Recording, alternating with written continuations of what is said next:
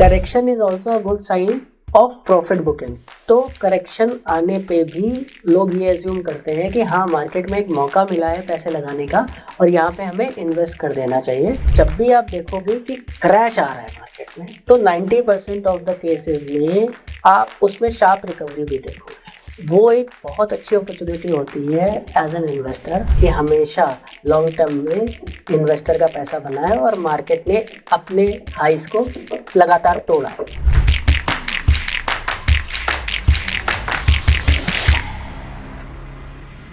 Market गिर गई, market में मंदी आ गई, मार्केट क्रैश हो गई, ऐसी बहुत सारी बातें हम सुनते हैं जब भी मार्केट में थोड़ा सा भी डाउनफॉल आता है कि क्या एक्चुअल में वो एक गिरावट आपके लिए नेगेटिव साइन है या एक बाइंग अपॉर्चुनिटी। तो आइए जानते हैं इस वीडियो में एक गिरावट आपके लिए पॉजिटिव साइन है या नेगेटिव साइन। हाय, मेरा नाम है नेहा और आज इस वीडियो में हम बात करेंगे मार्केट के अलग अलग गिरावट के बारे में कि एक्चुअल में गिरावट मंदी होती क्या है। और इसके लिए हमारे साथ है मिस्टर शिवाल रस्तोगी, जिन्हें 23 साल तक एक्सपीरियंस है मार्केट का और उन्होंने बहुत सारे लोगों को हेल्प किया है ट्रेडिंग और वेल्थ क्रिएशन में। आइए उनसे जानते हैं एक्चुअल में मार्केट में गिरावट होती क्या है। Let's start the video. Hello everyone, hello sir, welcome to the video. Hello Neha. तो सर आज का हमारा वीडियो है स्पेशली मार्केट के डाउनफॉल के ऊपर। जैसे कि सर मार्केट में कोई भी गिरावट आती है तो लोग बहुत डर जाते हैं कि मार्केट गिर गई, मार्केट में क्रैश आ गया, मार्केट में मंदी आ गई। तो बहुत सारे सिनेरियोज होते हैं जहाँ पे लोग ये वर्ड्स यूज करते हैं। तो एक्चुअल में सर गिरावट होती क्या है या इसके भी कई टाइप्स होते हैं, तो उसके बारे में बताइए सर। बहुत अच्छा क्वेश्चन पूछा आपने। गिरावट 4 प्रकार की होती है बेसिकली।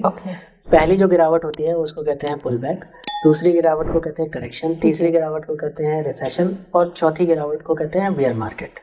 ठीक है। एक टाइप आपने जैसे क्रैश वर्ड का यूज़ किया, तो क्रैश भी एक तरीके का टाइप होता है, वो हम आगे डिस्कस करेंगे। पहले ये 4 डिस्कस करते हैं। तो सबसे पहला जो मैंने आपको बताया पुल बैक। पुल बैक का मतलब ये है कि अगर मार्केट अपने हाई से 5% का करेक्शन दे के वापस ऊपर चली जाती है तो उस गिरावट को हम पुल बैक कहेंगे। ये पुल बैक जो होता है ये इसे हेल्दी करेक्शन का नाम भी दिया जा सकता है, बिकॉज क्या होता है कि इससे मार्केट अपना एक बेस बना रही है कि हर बार वो थोड़ा सा गिरती है और उसके बाद में फिर खींचते चले जाते हैं। जैसे कि पिछले 1-1.5 साल में हमने देखा तो हमने कई मार्केट में पुल बैक्स देखे हैं जिनमें थोड़ी थोड़ी गिरावट आई है और उसके बाद में मार्केट ने उसको रिकवर करके नया हाई लगा दिया है। ठीक है। तो pull back is a healthy correction और इसे पॉजिटिव साइन ऑफ मार्केट माना जाता है। ठीक है। Second is correction. करेक्शन में क्या होता है, यही जो 5% का पुल बैक होता है, इस तरीके से करेक्शन में ऐसा एज्यूम कर सकते हैं आप कि 10% तक की, अगर 5 से 10% के बीच में कोई भी गिरावट मार्केट में आती है तो वो करेक्शन होता है। ठीक है। Correction is also a good sign of profit booking. ठीक है। तो करेक्शन आने पे भी लोग ये एज्यूम करते हैं कि हाँ मार्केट में एक मौका मिला है पैसे लगाने का और यहाँ पे हमें इन्वेस्ट कर देना चाहिए। और अगर वहाँ पे इन्वेस्टमेंट करते हैं तो भी प्रॉफिटेबिलिटी आने के जल्दी संभावनाएं रहती हैं। बिकॉज क्या है कि अगर मान लीजिए कि 100 की चीज़ 110 रुपये हो गई और 110 से गिर के वो 100 रुपये आ गई तो वहाँ पे ज़्यादा प्रोबेबिलिटी होती है कि वो 110 के ऊपर जाने के चांसेस उसके बढ़ जाते हैं। ठीक है। तो 110 में आप खरीदोगे तो फिर आप वेट करोगे 120 का, लेकिन अगर 110 से 100 के आसपास आ गई तो आपको पता है कि 110 का दोबारा टच करने के चांसेस बहुत ज़्यादा हैं। तो आपने 100 पे बाई किया तो 110 में आप इजी ट्रेड ले सकते हो। तो करेक्शन में एक थोड़ा सा आपको बेनिफिट मिल जाता है कि आपको ऐसा समझ लो जैसे मार्केट में सेल लगती है, ठीक है, उसी तरीके से आपको स्टॉक्स में करेक्शन में बेनिफिट होता है। स्टॉक्स के प्राइसेस में सेल लग जाती है तो आपको कम दाम पे वही चीज़, वही क्वालिटी कम दाम पे आपको अवेलेबल हो जाती है। ठीक है। तीसरी चीज़ होती है रिसेशन। रिसेशन में क्या होता है कि रिसेशन में जो इकोनॉमी आउटप्ले है वो बहुत बड़ा रोल प्ले करता है। ठीक है। रिसेशन हम तब कहेंगे जब 2 लगातार क्वार्टर्स में जीडीपी डाउन साइड पे आ रही हो। ठीक है। तो उस कंडीशन में मार्केट में क्या होगा कि हम 10% से ज़्यादा का भी करेक्शन देख रहे होंगे।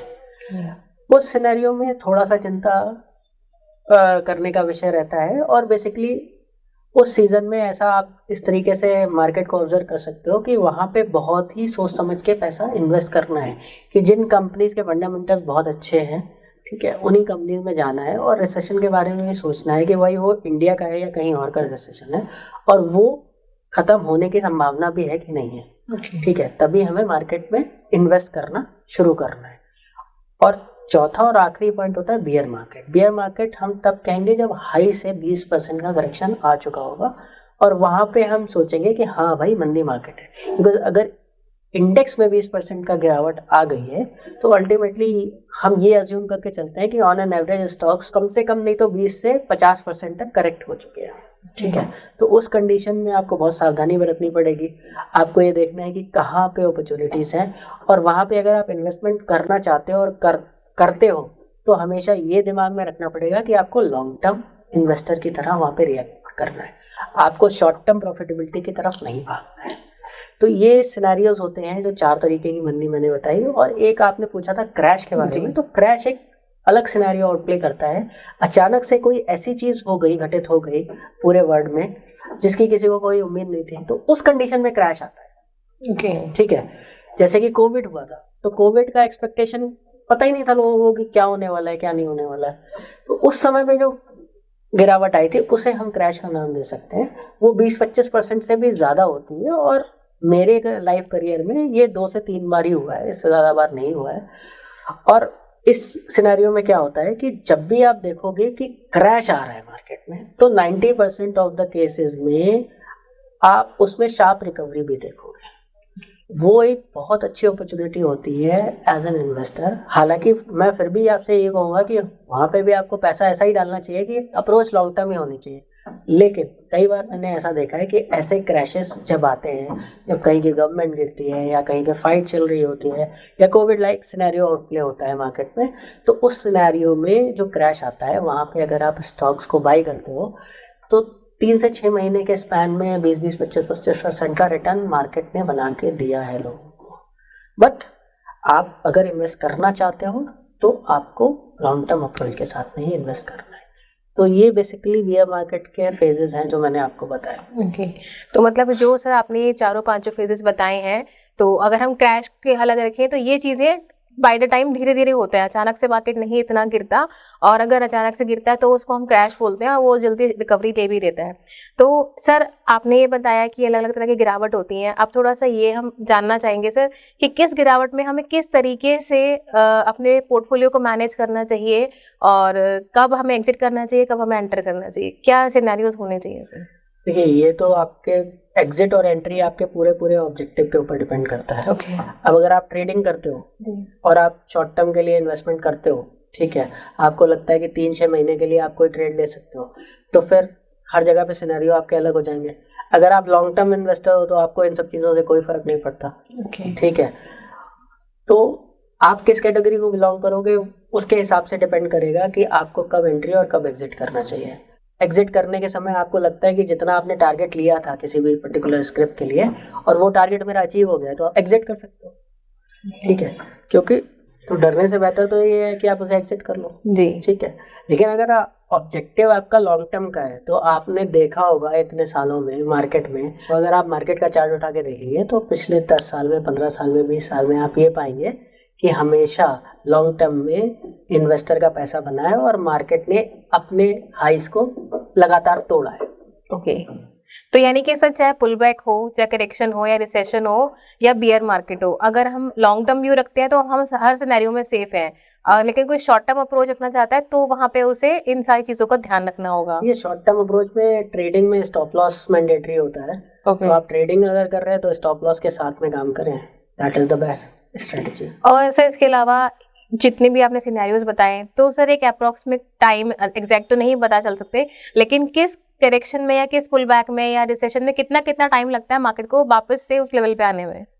देखिए, पुल बैक में तो मैं ये कहूँगा कि 15 से 20 दिन का सिनेरियो आउट प्ले होता है। 20 ट्रेडिंग सेशंस आप कह सकते हो जी, ठीक है। अगर आप करेक्शन की बात करो तो मे बी 3 महीने आप मैक्सिमम साइड पे लेके चल सकते हो।